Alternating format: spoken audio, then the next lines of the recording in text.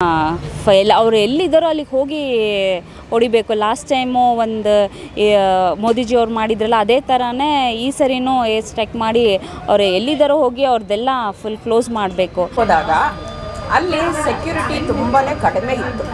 ನಮ್ಗೆ ಅನ್ನಿಸ್ತು ಬೇರೆ ಕಡೆಗೆಲ್ಲ ಸೆಕ್ಯೂರಿಟಿ ಇಲ್ಲ.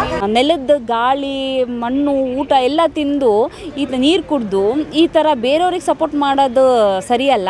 ಅವ್ರಿಗೆ ಅಷ್ಟಕ್ಕೊಂದು ಆಸೆ ಇದ್ದರೆ ಹೋಗಬೇಕು ಅವ್ರವ್ರ ಜಾಗಕ್ಕೆ. ಪೆಹಲ್ಗಾವು, ಶ್ರೀನಗರ, ಗುಲ್ಮಾರ್ಗ್, ಸೋನ್ಮಾರ್ಗ್ ಇದಕ್ಕೆಲ್ಲ ಹೋಗಿ ಬಂದಿದ್ದು. ಒಂದು ಘಟನೆ ನಡೆದಿದೆಯಲ್ಲ, ಇದ್ರ ಬಗ್ಗೆ ನಿಮ್ಗೆ ಏನು ಅನಿಸುತ್ತೆ? ತುಂಬ ಬೇಜಾರಾಯಿತು. ಆ ದಿನ ನಡೆದಿದ್ದು ತುಂಬಾ ಮರೆಯೋಕ್ಕಾಗಲ್ಲ ಆ ಘಟನೆ ಬಗ್ಗೆ. ಸೊ ಅದು ಆಗಬಾರ್ದಾಗಿತ್ತು. ಟ್ರಿಪ್ಗೆ ಅಂತ ಹೋಗಿ ಒಂಟಿಯಾಗಿ ಬರೋ ಥರ ಆಯಿತು ಕೆಲವರೆಲ್ಲ. ಹೌದು, ಎಷ್ಟೋ ಜನ ಕಳ್ಕೊಂಡ್ರು ಅವ್ರ ಮನೆಯವ್ರನ್ನ, ಎಲ್ಲ ಅವ್ರ ಹಸ್ಬೆಂಡ್ಸ್ನೆಲ್ಲ ಕಳ್ಕೊಂಡ್ರಲ್ಲ. ತುಂಬಾ ನೋವಾಗುತ್ತೆ. ಅಲ್ಲಿ ಅವ್ರು ಎಂಥ ಪರಿಸ್ಥಿತಿಯಲ್ಲಿ ಹೊರಗಡೆ ಬಂದರು, ಅಲ್ಲಿಂದ ವಾಪಸ್ ಬರೋದಾಗಲಿ, ಅಲ್ಲಿಗೆ ಹೋಗಿದ್ದ ಎಷ್ಟು ಎಂಜಾಯ್ ಮಾಡ್ಕೊಂಡು ಹೋದರು, ಅಲ್ಲಿಂದ ಎಷ್ಟು ದುಃಖದಿಂದ ವಾಪಸ್ ಬಂದ್ರಲ್ಲ, ಅದು ನೋಡಿದ್ರೇ ತುಂಬ ಬೇಜಾರಾಗುತ್ತೆ. ಅಲ್ಲಿ ಹೆಣ್ಮಕ್ಳು ಎಷ್ಟು ಕಣ್ಣೀರಿಟ್ಟು ಅವ್ರ ಮಕ್ಕಳೆಲ್ಲ ಅವರ ತಂದೆಯವ್ರದ್ದು ಸಾವು ನೋಡಿದ್ದಾರೆ. ಅದು ತುಂಬಾ ಬೇಜಾರಾಯಿತು. ಇಲ್ಲ, ಆ್ಯಕ್ಚುಲಿ ನಾವು 25th ಪ್ಲ್ಯಾನ್ ಮಾಡಿದ್ವಿ ಕಾಶ್ಮೀರ ಹೋಗಲಿಕ್ಕೆ.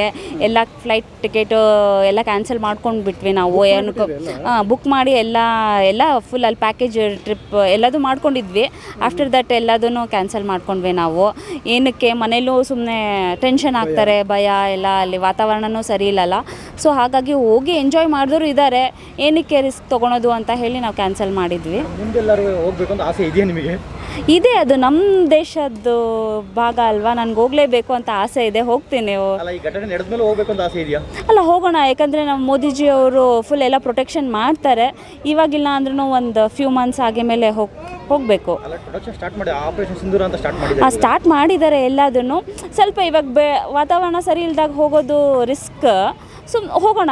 ನಾವು ಒಂದು 6 ಮಂತ್ಸ್ ತಿಳಿಯಾಗಲಿ ಎಲ್ಲದೂ ಹೋಗೋಣ. ಆಮೇಲೆ ಅದು ನಮ್ಮ ದೇಶದ ಒಂದು ಇದು ಅಲ್ವಾ. ಇಂಥ ಅಮಾಯಕರನ್ನ ಅಂದರೆ ಸಾಮಾನ್ಯ ಜನಗಳನ್ನ ಈ ರೀತಿ ಸಾಯಿಸ್ತಾರೆ, ಏಕಾಏಕಿ ಸಾಯಿಸ್ತಾರೆ ಅಂದರೆ ಅಂಥ ಉಗ್ರಗಾಮಿಗಳನ್ನ ಏನು ಮಾಡಬೇಕು?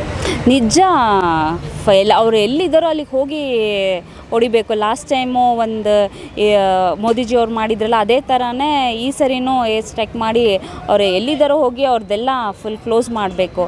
ಯಾಕಂದರೆ ಅವರು ಹೋಗಿ ಓನ್ಲಿ ಹಸ್ಬೆಂಡ್ಸ್ನ ಟಾರ್ಗೆಟ್ ಮಾಡಿ ಅಲ್ಲ, ವಾಟ್ ಎವರ್, ಅದು ಎಷ್ಟು ನೋವು ಇಡೀ ಫ್ಯಾಮಿಲಿಗೆ, ಇಡೀ ದೇಶಕ್ಕೇ ತುಂಬಾ ಆಘಾತ ಆಗಿದೆ ಫುಲ್ಲು ಆ ವಿಷಯದಿಂದ. ಹೆಣ್ಮಕ್ಳಾಗಿದ್ದೀರಾ ಮೇಡಮ್? ಈಗ ನಮ್ಮ ಕರ್ನಾಟಕದಲ್ಲೇ 3 ಜನ ಹೆಣ್ಮಕ್ಳು ಗಂಡಂದಿರನ್ನ ಕಳ್ಕೊಂಡಿದ್ದಾರೆ.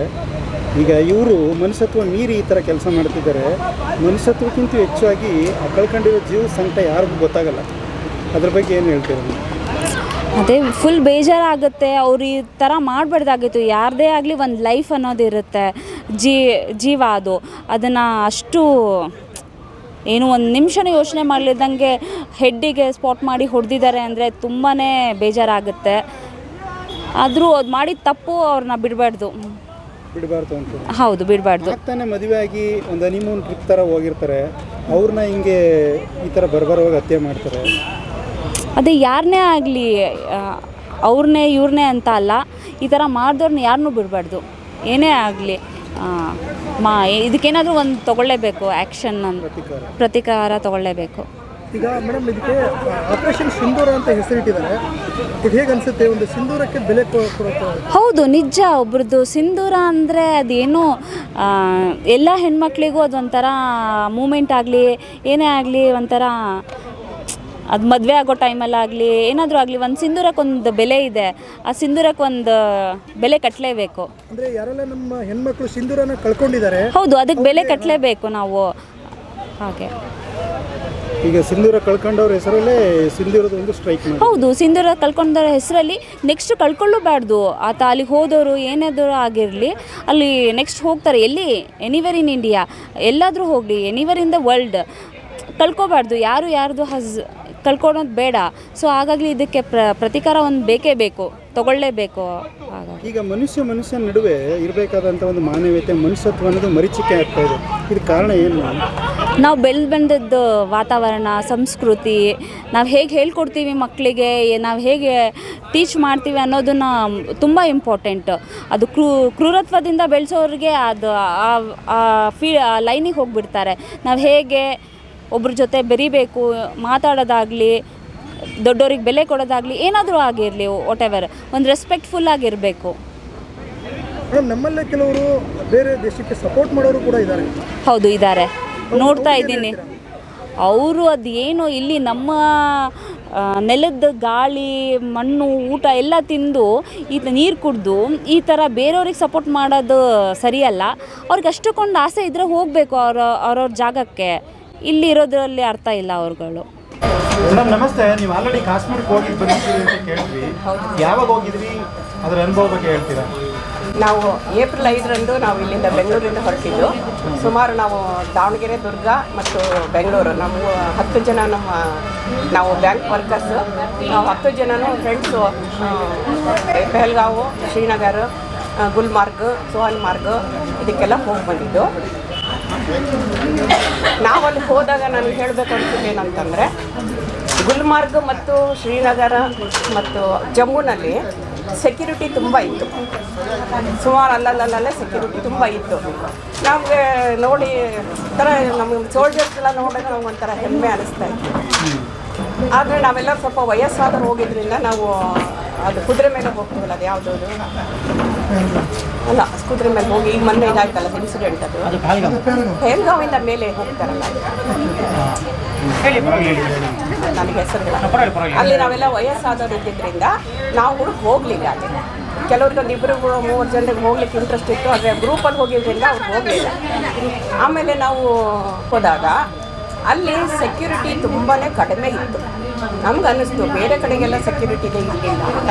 ಆದರೆ ಕುದುರೆ ಮೇಲೆ ಹೋಗಿದ್ದಾಗ ಅಲ್ಲಿ ಸೆಕ್ಯೂರಿಟಿ ಇಲ್ಲ ಅಂತ ಆಮೇಲೆ ನನಗೆ ಗೊತ್ತಾಗಿದ್ದು. ಇದು ಇನ್ಸಿಡೆಂಟ್ ನಡೆದ ಮೇಲೆ ಸ್ವಲ್ಪ ಸೆಕ್ಯೂರಿಟಿ ಲ್ಯಾಬ್ಸ್ ಆಯಿತು ಅಂತ ಅನಿಸ್ತು. ಅದು ಕಾರಣ ಏನು ಅಂತ ನನಗೆ ಅಷ್ಟು ಹೆಚ್ಚಿನ ಮಾಹಿತಿ ಅಥವಾ ನನಗೆ ಹೆಚ್ಚಿನ ಅದ್ರ ಬಗ್ಗೆ ಇದು ವಿಚಾರ ಗೊತ್ತಿಲ್ಲ. ಆದರೆ ನನಗೆ ಅಲ್ಲಿ ತಿಳಿದಿದ್ದಂತಂದರೆ ಅಲ್ಲಿ ಎಲ್ಲ ಟೂರಿಸ್ಟ್ ಏನಿದ್ದಾರೆ ಅವರಿಂದನೇ ಅಲ್ಲಿ ಕಾಶ್ಮೀರಿ ಜನರಿಗೆ ಜೀವನ. ಒಂದು ಬಿಸ್ನೆಸ್ ಆಗಿರ್ಬೋದು, ಒಂದು ಬಟ್ಟೆ ವ್ಯಾಪಾರ ಆಗಿರ್ಬೋದು, ಅಲ್ಲಿ ಡಾಲ್ ಲೇಕಲ್ಲಿ ಒಂದು ಬೋಟ್ ಜೀವನ ಆಗಿರ್ಬೋದು, ಡ್ರೈವರ್ಸ್ ಆಗಿರ್ಬೋದು, ಕುದುರೆದಾರ ಆಗಿರ್ಬೋದು, ಎಲ್ಲರೂ ಕೂಡ ಕಾಶ್ಮೀರಿಯ ಇದ್ದವರು ಹೆಚ್ಚಾಗಿ ಅವರು. ನಾನು ಧರ್ಮದ ಬಗ್ಗೆ ಹೇಳಬೇಕೋ ಬೇಡ ಗೊತ್ತಿಲ್ಲ. ಎಲ್ಲ ಮುಸ್ಲಿಮ್ಸೇ ಜಾಸ್ತಿ ಇದ್ದರು, ಹಿಂದೂಗಳು ತುಂಬಾ ಕಡಿಮೆ ಇದ್ದರು. ಆದರೆ ನಮ್ಮಿಂದ ಅವರಿಗೆ ವ್ಯಾಪಾರ ವ್ಯವಹಾರ ಜೀವನೋಪಾಯ ಆಗೋದ್ರಿಂದ ನಮ್ಮ ಹತ್ರ ಎಲ್ಲ ಚೆನ್ನಾಗೇ ವ್ಯವಹಾರ ಮಾಡಿದ್ರು, ನಡ್ಕೊಂಡ್ರು. ನಮಗೂ ಏನು ಭಯ ಅಂತಾಗಲಿ ಏನೂ ಅನ್ನಿಸ್ತಿಲ್ಲ. ಆದರೆ ಇದು ಘಟನೆ ಆದಮೇಲೆ ನಮಗೆ ತುಂಬ ಮನಸ್ಸಿಗೆ ನೋವಾಯಿತು. ಇದು ಆಗಬಾರ್ದಿತ್ತು. ಇಲ್ಲ, ಅಲ್ಲಿಗೆ ಕುದುರೆ ಮೇಲೆ ಹೋಗಿರಲಿಲ್ಲ ನಾವು ಸ್ವಲ್ಪ ಎಲ್ಲ ವಯಸ್ಸಾದವ್ರು, ರಿಟೈರ್ಡ್ ಆದವರು ಹೋಗಿದ್ದರಿಂದ ನಾವು ಸ್ವಲ್ಪ ಭಯ ಬಿದ್ವಿ. ಮತ್ತು ಆಗೋದಿಲ್ಲ ನಮ್ಮ ಕೈನಲ್ಲಿ, ಕುದುರೆ ಮೇಲೆ ಹೋಗೋದಲ್ಲ ಅಂತ ಹೋಗೋಕ್ಕಾಗಲಿಲ್ಲ, ಹೋಗಲಿಲ್ಲ. ಮೇಡಮ್, ಈಗ ಇನ್ಸಿಡೆಂಟ್ ಆದಮೇಲೆ ಮತ್ತೇನಾದ್ರು ಹೋಗಬೇಕು ಅನ್ನೋ ಆಸೆ ಇದೆಯಾ ನಿಮಗೆ?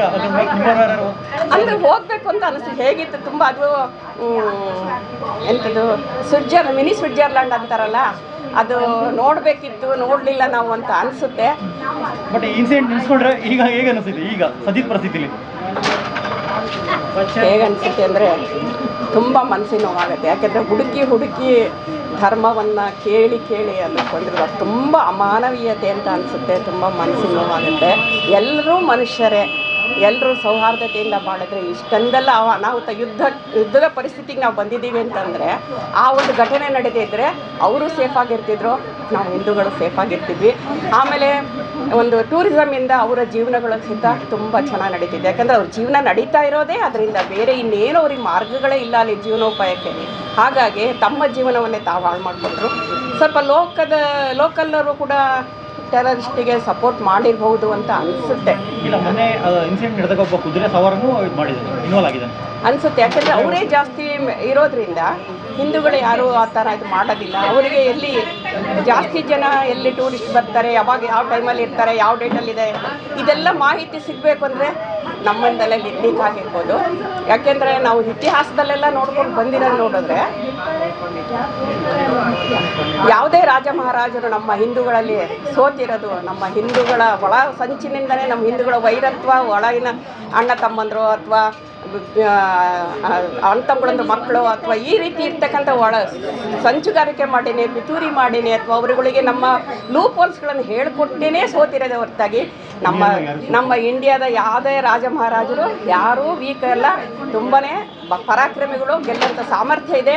ಏನೇ ಸೋತಿದ್ದಾರೆ ಅಂದರೆ ಯಾಕೆಂದರೆ ಪುರೂರ ಒಂದು ಕೇಳ್ತೀವಿ ನಾವು, ಅದು ಅಂಬಿ ಅವನಿಗೆ ಇದು ಮಾಡ್ದ. ಆಮೇಲೆ ಕಿತ್ತೂರಾಣಿ ಚೆನ್ನಮ್ಮ ಕೇಳ್ತೀವಿ, ಅದು ಕೂಡ ಇಬ್ಬರು ಇದೆಲ್ಲ ಮಾಡಿದ್ದಾರೆ.